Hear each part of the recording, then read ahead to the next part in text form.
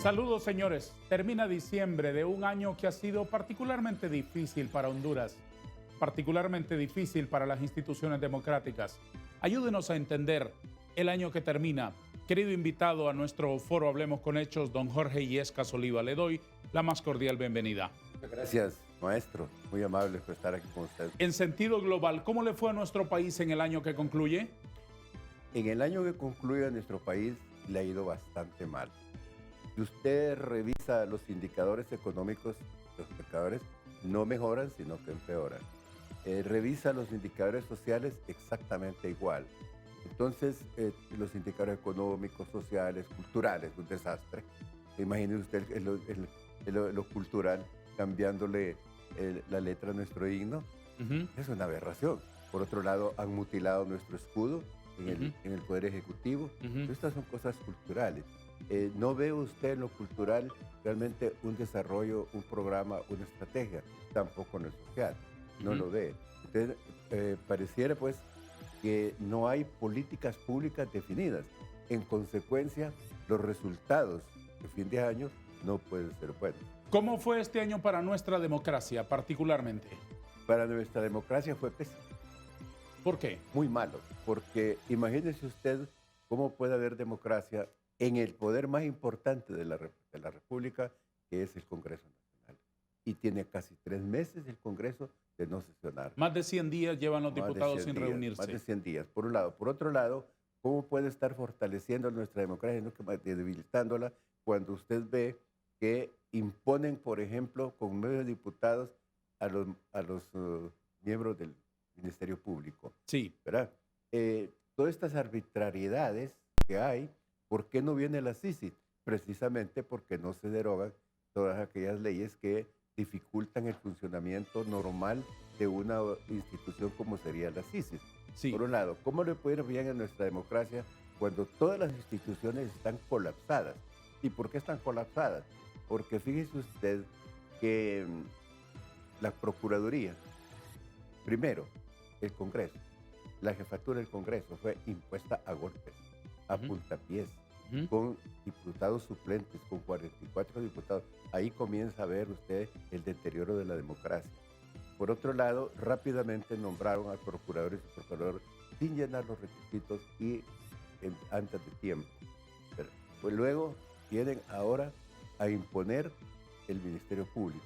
Entonces hay un debilitamiento total de la institucionalidad, pero total. Entonces, en vez de fortalecer la institucionalidad que la dejó muy golpeada Juan Orlando, entonces ha profundizado el debilitamiento de la institucionalidad. Plantea usted un balance con resultados muy oscuros. No obstante, ¿reconoce avances? No. ¿No hay avances en nada? No, fíjese que yo he querido ser muy objetivo en estas cosas. ¿Sí? Y me he quebrado la cabeza viendo a ver qué lado positivo se encuentra.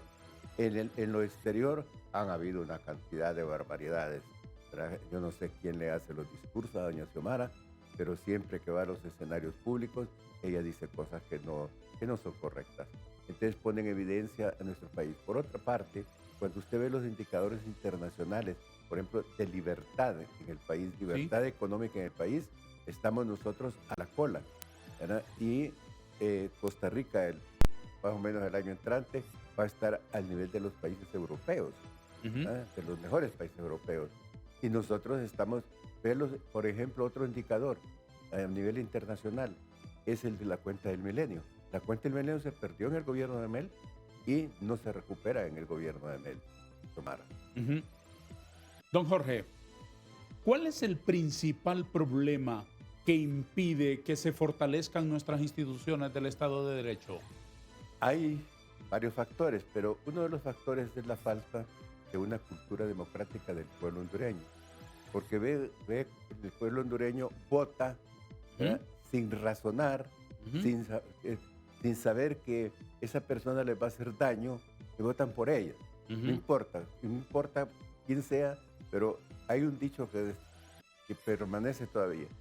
Si en mi partido me ponen un perro o una escoba vestida, yo voto por ese candidato o por esa escoba vestida. Y eso prevalece. Sí. Hay que votar por el candidato del partido, no importa que este sea un ladrón. Ajá. Y yo no me quedo en la retórica, porque yo en las elecciones pasadas no voté por ninguno. Por ninguno. En las En las generales. generales. No voté, en las primarias sí, pero en las generales no voté. Y lo dije porque dije que no podía votar por un No exconvicto. vio, no fue a votar en blanco siquiera, ni a nada. No solo fue. solo por diputado voté. Ah, entonces sí fue a la urna, pero no votó por el candidato presidencial de ningún partido. De ningún partido. Y lo dije. Dije por qué. Y dije, en mi partido lo lamento mucho, pero mi partido va a perder, porque llevamos un exconvicto. Un exconvicto que no es que ha cometido errores. Una cosa es un error y otra cosa es un delito. Él cometió delitos. Y delitos graves. Entonces, que los quieren minimizar a los que no les importa el país, que les importa nada más su personalidad.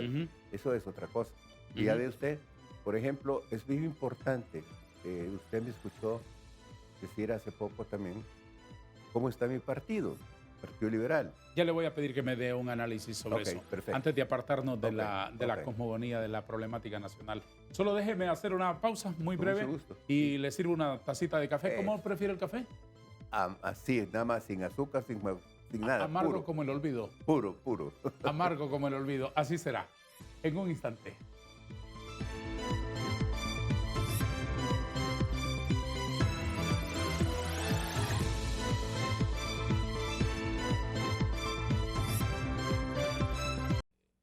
Son votos restados a todos los partidos políticos. La masa más importante es la que no tiene partido.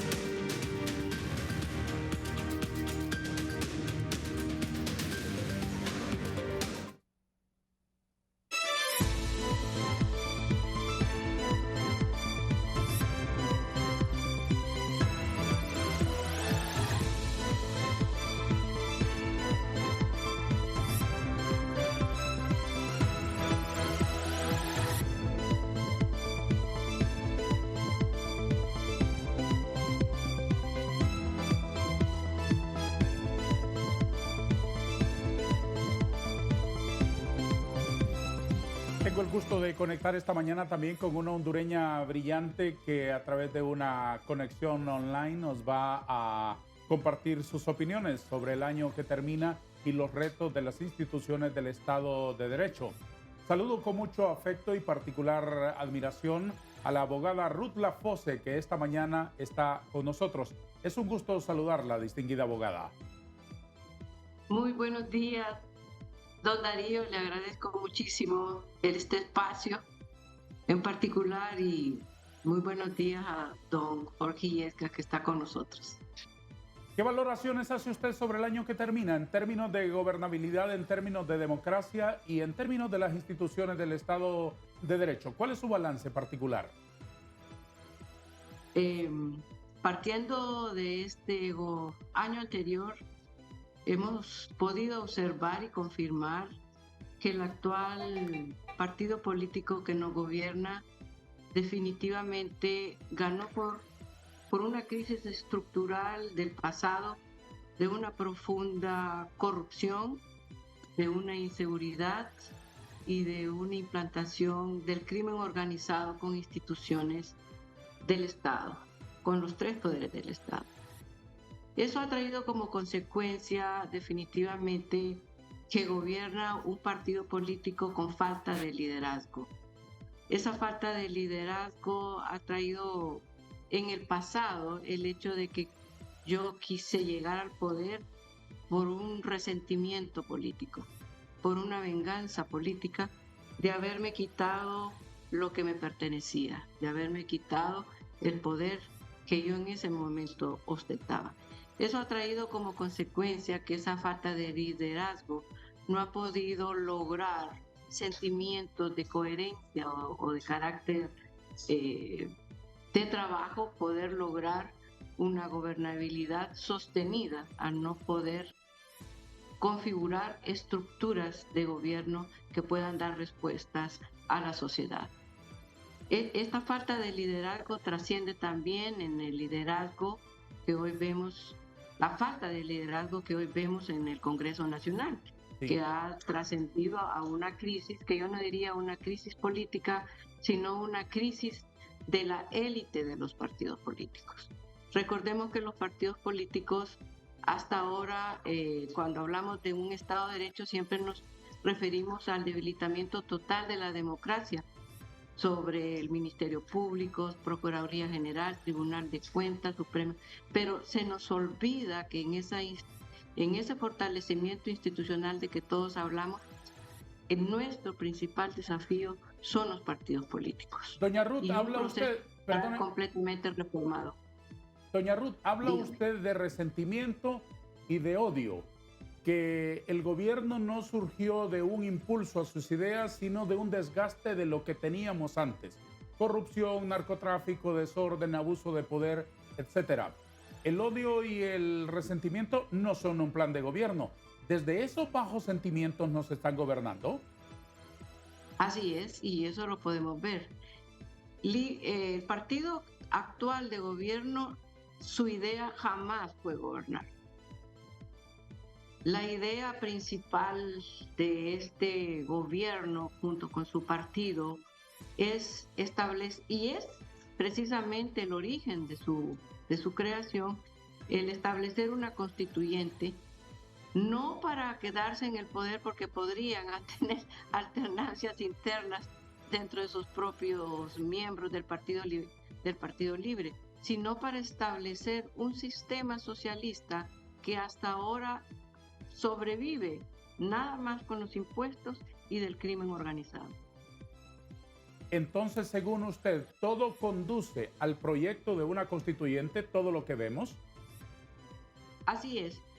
Cuando un partido político llega al gobierno sin un liderazgo sostenible o sustentado por una simpatía numerosa a través del voto, surge entonces coherencia dentro de sus miembros para poder estructurar grupos de trabajo que pudieran lograr dar respuesta a los principales problemas que de muchísimos años tiene nuestra sociedad. Y lo hemos podido visualizar hoy y sentir hoy, obviamente, que lo único que se ha podido provocar intencionalmente, porque yo lo veo de esa manera, es una crisis, un caos, tanto desde el punto de vista del Ejecutivo como del punto de vista del Poder Legislativo. No digo en este momento el Poder Judicial, me imagino que tendremos un momento para poderlo hablar, pero hasta ahora lo que hemos podido ver es un caos que provoca una grave crisis económica de carácter laboral, una grave crisis de migración frente a los jóvenes que no tienen respuestas de un posible o futuro trabajo que pudiera sustentar a la familia. Y también se podría visualizar un posible conflicto social si esta crisis no le damos un corte rápido, porque ya es demasiado tiempo sobre el cual el Poder Legislativo ha dejado de realizar su actividad legislativa. Y usted, licenciado Illescas, comparte la opinión de doña Ruth en el sentido de que hay una prefabricación de una crisis política y que todo orbita alrededor del propósito de establecer una asamblea constituyente. Yo creo, siempre he señalado que Mel Zelaya es muy franco, que dice lo que piensa. ¿Por qué? Mel Zelaya dice: yo soy el presidente de la Internacional Antiimperialista. Soy anticapitalista. ¿Qué quiere decir eso? Soy antiempresa privada. Capitalismo es sinónimo de empresa privada. Entonces, y dice la razón de ser, el alma, el libre, que es el ideólogo de esto, sabe que en este momento no hay condiciones realmente materiales. ¿Cuáles son esas condiciones? ¿Por qué me vienen diciendo no hay condiciones, no hay condiciones? ¿De qué están hablando de manera concreta? Muy sencillo. ¿Qué dicen las encuestas? Cuando usted, encuestas serias, encuestas que a veces no se publican, cuando pregunta, ¿está de acuerdo usted con doña Xiomara? Pero es que es razonable, don Jorge. Es razonable. Tenemos otras necesidades imperiosas, urgentes, ahora, prioritarias. En la agenda de ellos, indudablemente. Es razonable, don Jorge. Es razonable. Tenemos otras necesidades imperiosas, urgentes, ahora, prioritarias. En la agenda de ellos, indudablemente, si hubiese que hay condiciones materiales, que el pueblo va a apoyar una constituyente, si hubiesen ido por la constituyente. Pero indudablemente, si hubiese que que hay condiciones materiales, que el pueblo va a apoyar una constituyente si hubiesen ido por la constituyente. Pero las encuestas que tenemos nosotros, las tienen ellos también. Ellos tienen sus propias encuestas y se dan cuenta cómo está la situación.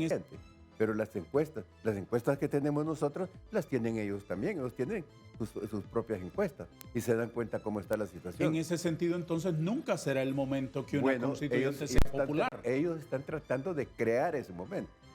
Y para este próximo año tienen un presupuesto que no es cierto cosas para infraestructura, para educación, para salud. Es un presupuesto populista. Va a tener un presupuesto de grandes gastos, ¿verdad? Dando bonos, dando meriendas. Asistencialismo, populismo. El populismo puro. Sí. Eso es lo que van a hacer en este próximo año. Y no digamos el año de las elecciones, 25.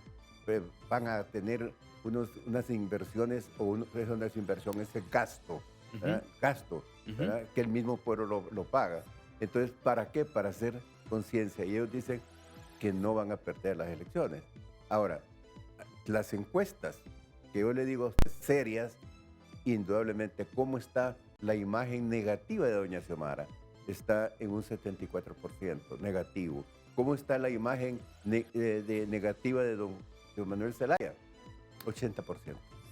80% es negativo. Entonces no tienen condiciones, ellos lo saben, tienen sus asesores internacionales y esto les dicen, no hay condiciones. Cuando se habla que no hay condiciones es porque el pueblo no responde para una constituyente. Se cumplen más de 100 días sin trabajo en el Congreso. ¿Cuál es su valoración? Mi valoración es que no solamente es una crisis en el Congreso, hay más de 1000 decretos pendientes, más de 1000 leyes pendientes. Entonces, si el Congreso no está funcionando el país. Entonces, no es una crisis del Congreso, sino que es una crisis nacional. ¿A qué se debe y quién debería resolver esa marea de desencuentros que hay en el legislativo?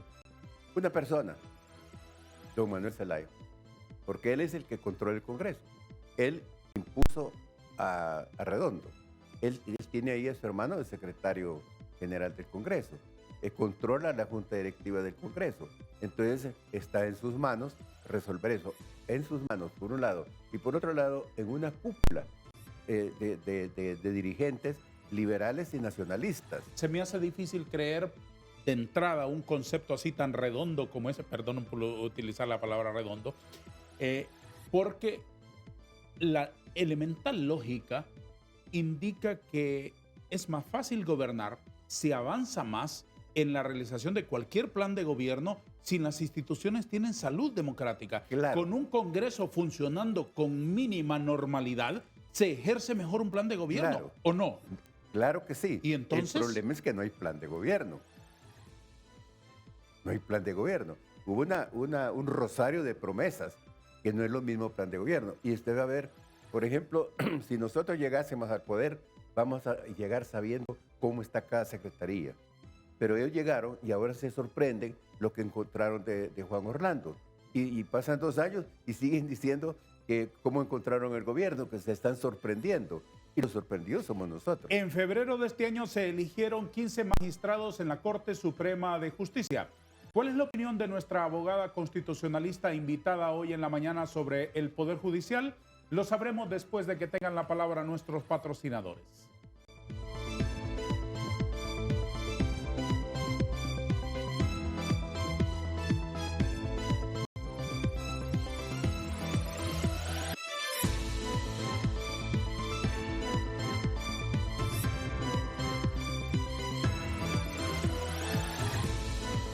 Estimada abogada Ruth Lafosse, en febrero de este año tomaron posesión 15 nuevos magistrados de la Corte Suprema de Justicia. ¿Ha mejorado el Poder Judicial? Antes de contestar esa pregunta, me gustaría referirme a la pregunta que usted le hizo al señor Jorge. ¿Cuáles son las condiciones que dice todo el mundo para no establecer en este momento una constituyente? Sí. La verdad que yo opino todo lo contrario.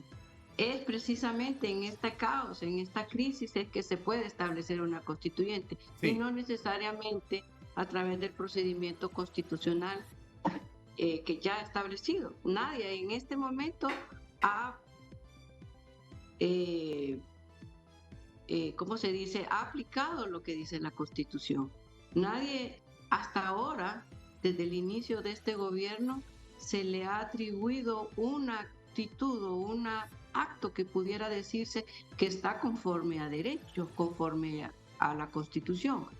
En primer lugar, mantener la crisis permanente por más de 100 días en el Congreso Nacional nos da la pauta que es el primer paso para poderla constituir o abrir la brecha para establecer una constituyente, y no necesariamente con el procedimiento constitucional, sino que a la fuerza. Se ha demostrado que hoy han hecho todo a la fuerza. Entonces solo es cuestión de tiempo si una oposición lograra graníticamente establecerse sobre un punto que pudiera integrar 100% a la sociedad, bienvenido sea, pero no necesariamente todo podríamos decir que está dado para no establecer una constituyente en este momento. A mi modo de ver, el Poder Legislativo juega un papel de suma importancia en la gobernabilidad del Estado. Sin embargo, recordemos que el Poder Ejecutivo tiene otras funciones que no necesariamente dependen de que un acto del Poder Legislativo se lleve a cabo para yo no dejarlo de hacer. Ejemplo, el presupuesto. Usted sabe que el presupuesto es una arma letal para poder llevar, un arma letal para la democracia de nuestro país cuando no ha sido aprobado por el Congreso. Si este Congreso sigue así o no se logra oportunamente establecer o aprobar el presupuesto, podría conllevarnos a imponer una constituyente o al revés, al que no haya un proceso electoral.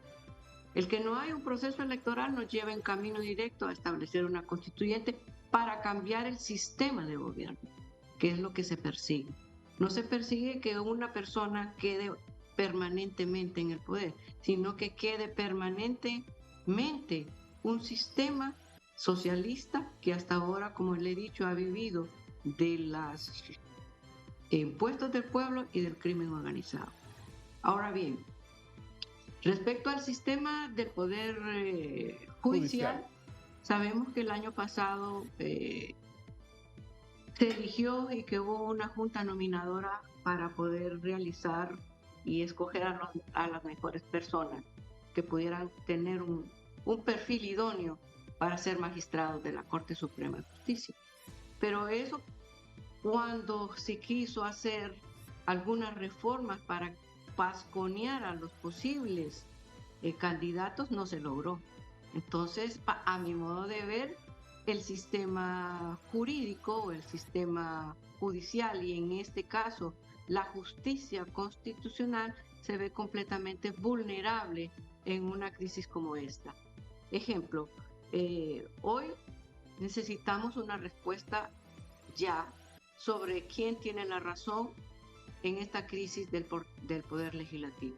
A mi manera de ver, a esta altura ya la Corte Suprema debió haberse pronunciado sobre los recursos inconstitucionales.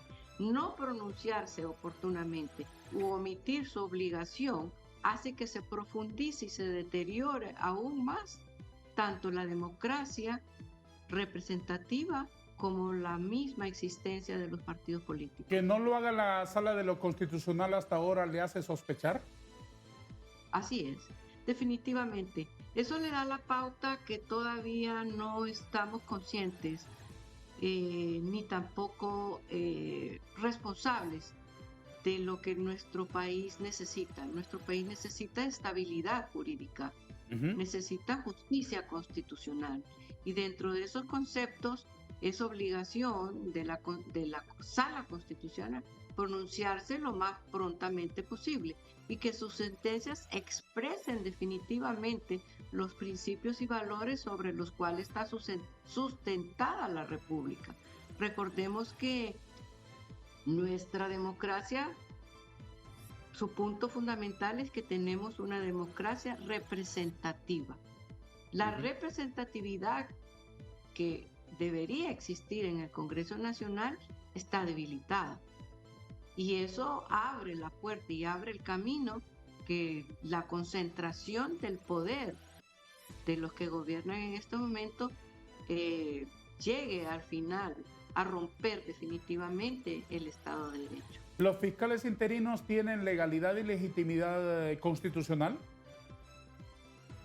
No tienen ninguna de las dos, don Darío. Una, porque la Junta Directiva fue nombrada a la fuerza, no contó con todos los votos para poder lograr su legalidad y su legitimación en el camino.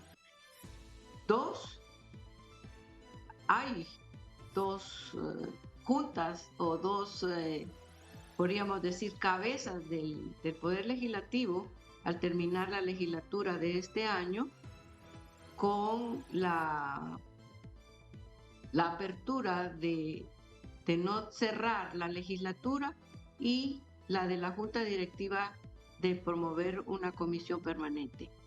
La comisión permanente, si bien es cierto, tiene la potestad de elegir provisionalmente o interinamente a los instituciones, como es en este caso el Ministerio Público, el hecho de ser interino, recordemos que ha sido provocado intencionalmente por la Junta Directiva.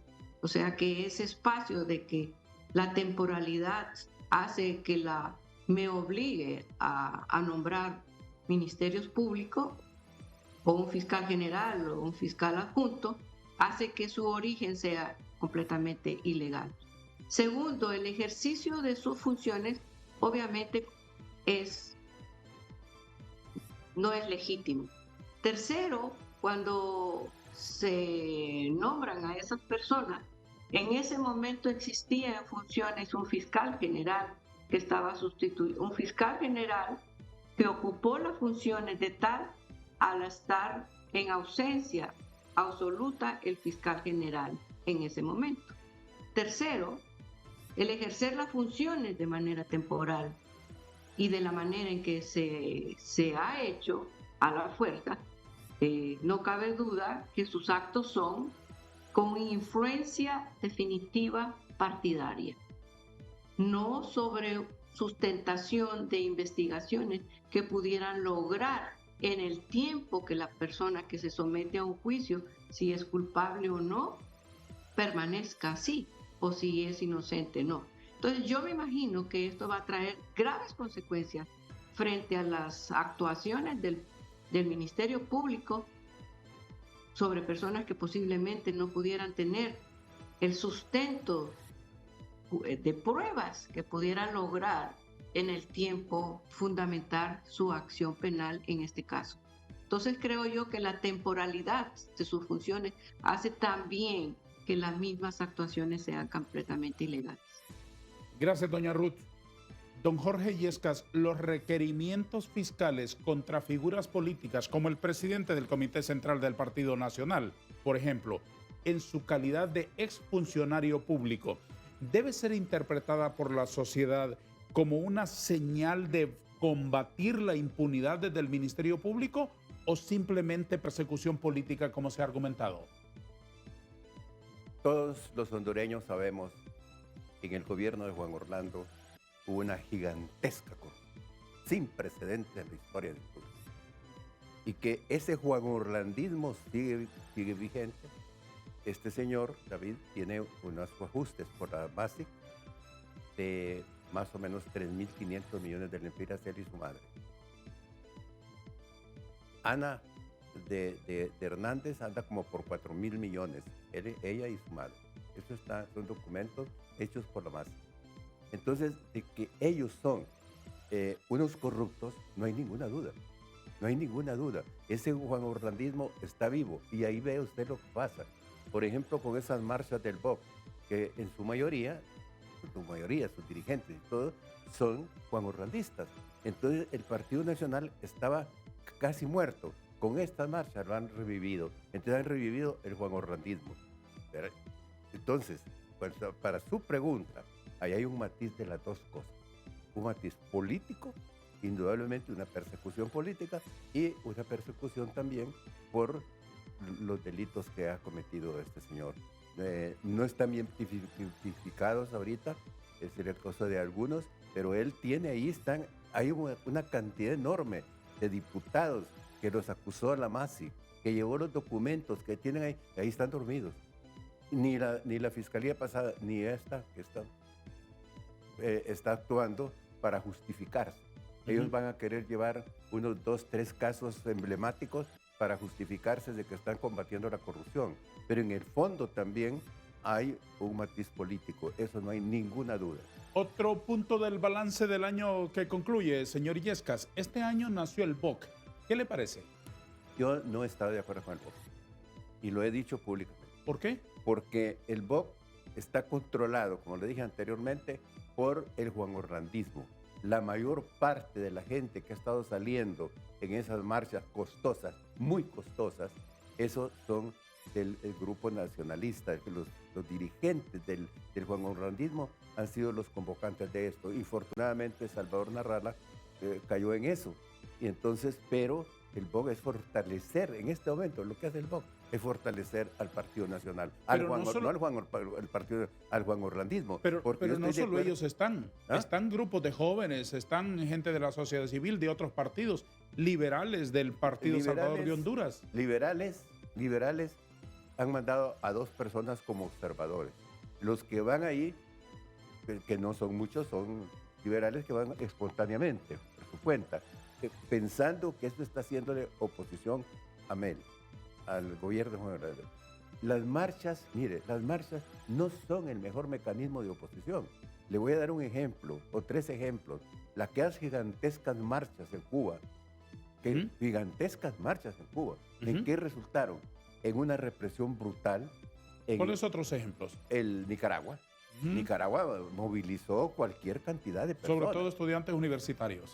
Y pueblo en general, las iglesias. ¿Y todo. la tercera? Y la tercera, Venezuela. Ya ha visto usted unas gigantescas marchas, es en Venezuela. En los 3 países los ha visto. ¿Y qué ha resultado que eso? Represión, más exiliados, más encarcelados. ¿Eso puede ocurrir en Honduras, que el BOC haga marchas callejeras infructuosas? Sí, yo lo considero que son infructuosas.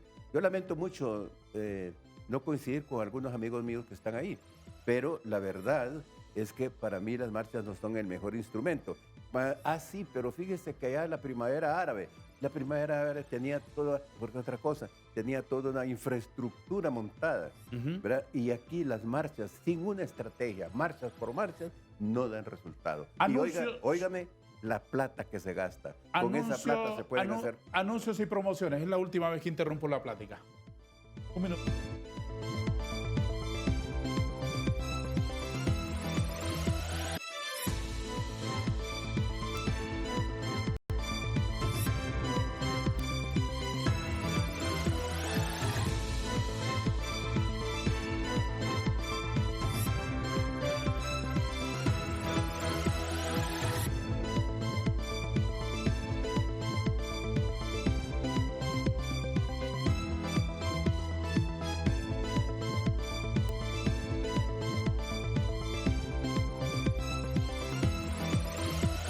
Ayer visitaron el territorio hondureño 6 congresistas de los Estados Unidos que se reunieron con en la Casa Presidencial con la mandataria Iris Xiomara Castro de Zelaya y en el Congreso de la República. Al respecto, la jefa de la misión diplomática de los Estados Unidos en Honduras publicó en sus redes sociales un mensaje que dice: nuestra delegación congresista de los Estados Unidos mantuvo una discusión importante con representantes del Congreso sobre la importancia de un Congreso independiente y la participación de todos los representantes electos y la necesidad de una negociación real y el Estado de Derecho para asegurar la credibilidad de un Congreso. Enseguida, una de estas fotografías ilustra la reunión que se sostuvo en la sala de retratos del Poder Legislativo.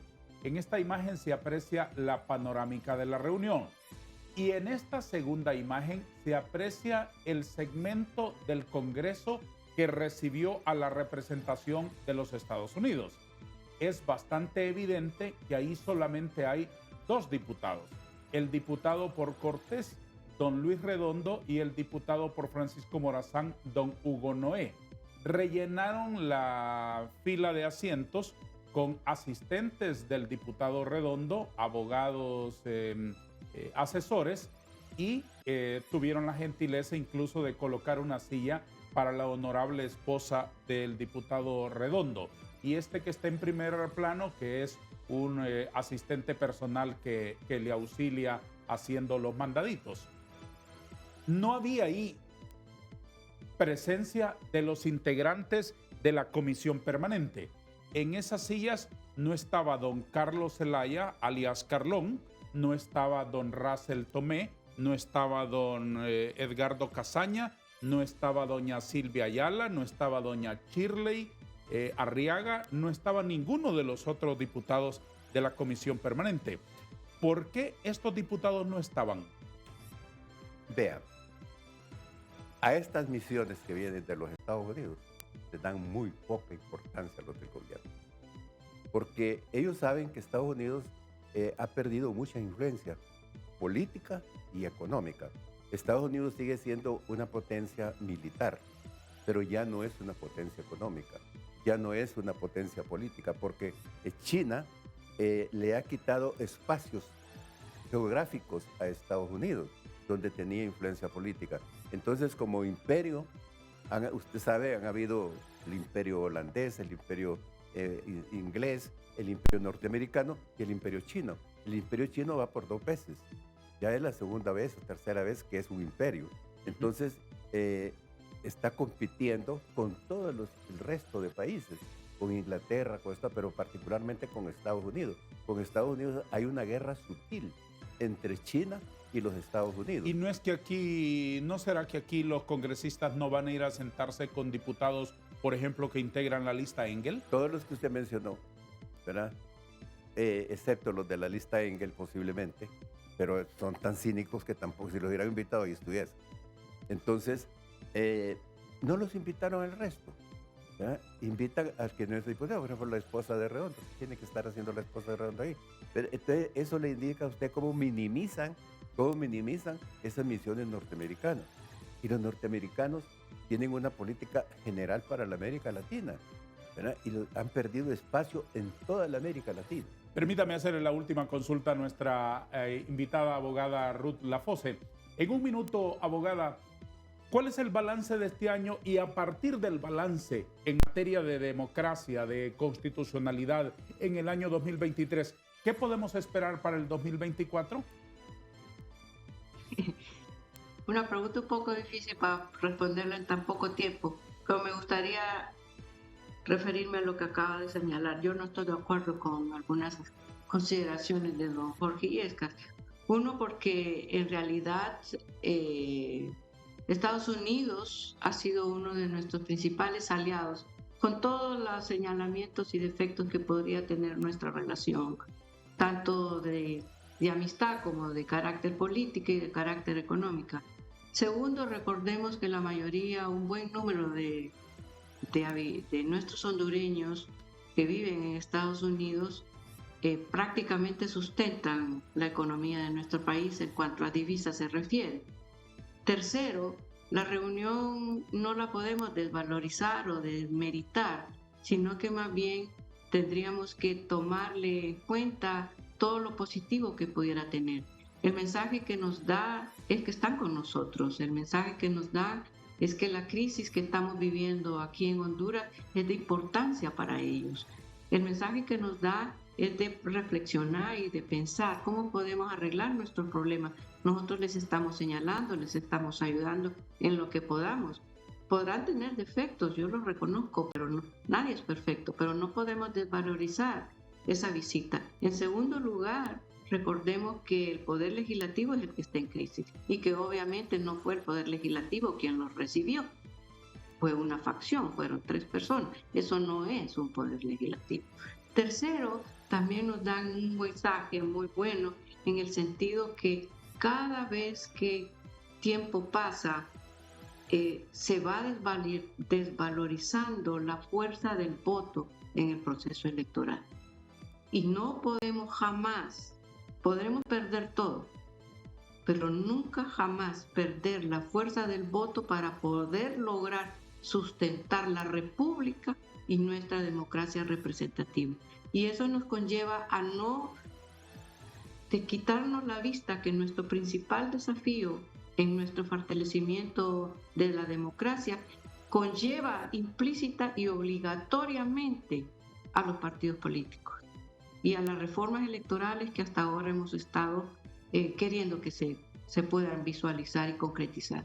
Eso es lo que yo podría finalizar. Hay muchas cosas más que podría hablarle, pero el tiempo es nuestro enemigo en el programa. Lo entiendo y le agradezco muchísimo, abogada. Le deseo un feliz día, una feliz semana y unas felices fiestas de todo corazón a usted y su familia. Muchas gracias. Muchísimas gracias a usted también, a su familia, y muchas bendiciones para Honduras y para usted. Muchísimas gracias, abogada Ruth Lafosse.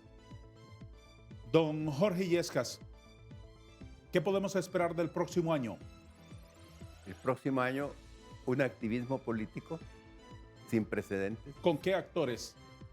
Con los actores particularmente de Libre, porque el presupuesto lo van a utilizar para hacer tremendos movimientos populistas. Quiero hacer un señalamiento, maestro. Mire, aquí hablamos con frecuencia del socialismo, del comunismo, de este gobierno. Los estrategas políticos mundiales en este momento no hablan de eso, hablan de que estos son gobiernos autócratas, de izquierda o de derecha.